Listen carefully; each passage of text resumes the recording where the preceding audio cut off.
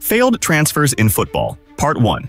Failed transfers don't always mean bad players. Sometimes it's just the wrong club, wrong time. And that's exactly what happened with Memphis Depay at Manchester United. In 2015, Memphis arrived at Old Trafford with huge expectations. He wore the iconic number 7 shirt, once worn by legends like Beckham, Ronaldo, and Cantona. He was bold, talented, full of flair, but United wasn't ready for a player like him. Under Louis van Gaal, the system was rigid and uninspired. It didn't suit Memphis's free-flowing, instinctive style. He needed freedom to shine. What he got instead was structure, pressure, and a team in crisis. There were no leaders, no direction, just a 21-year-old carrying the weight of history, the pressure of the number 7, and the expectations of millions. He wasn't mentally ready, and United just wasn't the place. He faded fast, forgotten quickly. But make no mistake, Memphis Depay wasn't a flop. He was just in the wrong place at the wrong time. Later, he revived his career with Lyon and the Netherlands national team. Manchester United was only a misstep, not the end. This was just one chapter in the story of a resilient, fearless footballer.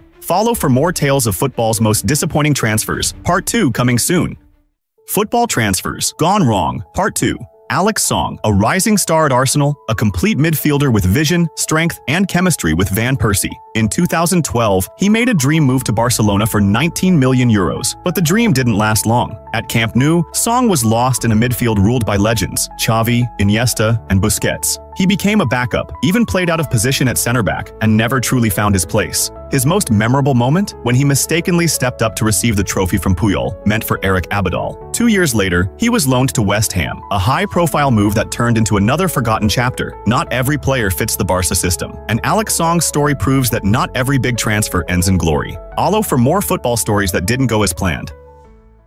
Transfer flops. Part 3. Paulo Enriqueo. Once seen as a magician in midfield, Paulo Enriqueo had it all. Flair, vision, that classic Brazilian artistry, every pass felt like poetry. While Neymar soared to stardom at Barcelona, Ganso chose a quieter path to Sevilla. But La Liga wasn't kind. The tempo, the pressure, his elegant, slow-paced style just didn't fit. He faded, disappeared, and quietly left Europe behind. In Brazil, Ganso was a wonder. In Europe, an unanswered question. Not a lack of talent, just a man out of time. Ganso played with imagination, but modern football had no patience for dreamers. Follow for more untold football stories.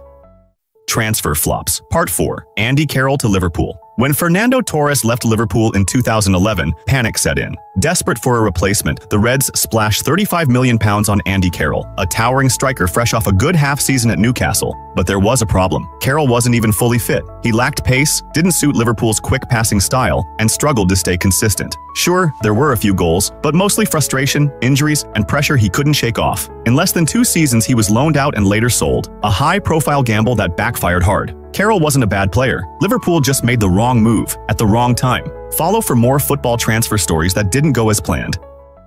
Transfer flops. Part 5. Mario Gutsa. He was Germany's golden boy, a Dortmund prodigy shining under Klopp. In 2013, Bayern Munich shocked the Bundesliga by triggering Gutsa's €37 million release clause. Pep Guardiola saw him as the perfect piece for his tiki-taka machine, but it never clicked. Not fast enough for the wing, not physical enough for central midfield, not free enough to be creative. Yes, he scored a few important goals and lifted trophies, but Gutsa never truly exploded the way everyone hoped. Injuries, inconsistency, and a lack of trust slowly pushed him to the sidelines. In 2016, he returned to Dortmund, no longer a wonder kid or a World Cup hero, just a player searching for his spark again. A move meant to elevate his career became a cautionary tale of what could have been. Follow for more forgotten football transfers.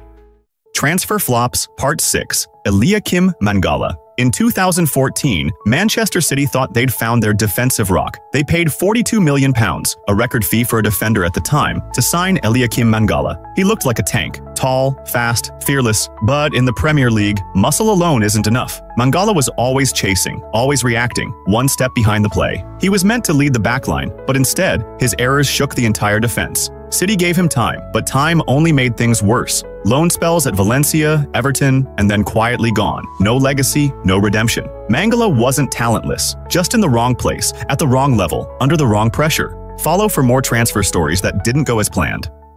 Transfer flops. Part 7. Lazar Marovic. In 2014, Liverpool spent €25 million on a 20-year-old wonder kid, Lazar Marovic. He had pace, flair, bold dribbling, and was seen as the future of Anfield. But the Premier League was too much. He looked lost, too slow in decision-making, not tough enough for the speed and pressure of English football. Only 2 goals in 34 games. Then came a string of loan spells: Fenerbahce, Sporting, Hull City, Anderlecht. By 2019, most fans didn't even remember he was still under contract at Liverpool. No drama, no controversy, just a quiet, sad flop. Markovic reminds us, talent isn't enough. Transfers need timing, fit, and mental strength. Liverpool dreamed of a star, but all they got was a silent goodbye.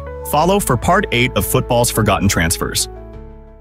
Transfer flops. Part 8. Renato Sanches. In 2016, Renato Sanchez was Europe's golden boy. At just 18, he won the Euros with Portugal and looked destined for greatness. Bayern Munich paid 35 million euros, a record fee for a teenager back then. But the dream turned sour fast. Sanchez looked overwhelmed, slow in decision-making, and never found confidence at Bayern. No goals, no assists, just pressure. Even on loan at Swansea, his most memorable moment, passing the ball straight to an Adidas ad board. He wasn't a bad player, just a kid thrown into a storm too soon. In 2019, he left Bayern. In France, at Lille, he slowly rebuilt his career. The lesson? Talent is real, but timing, patience, and the right environment matter more than money. Bayern wanted a diamond, but all they got was a reminder. Growth takes time. Follow for Part 9 of football's transfer flops.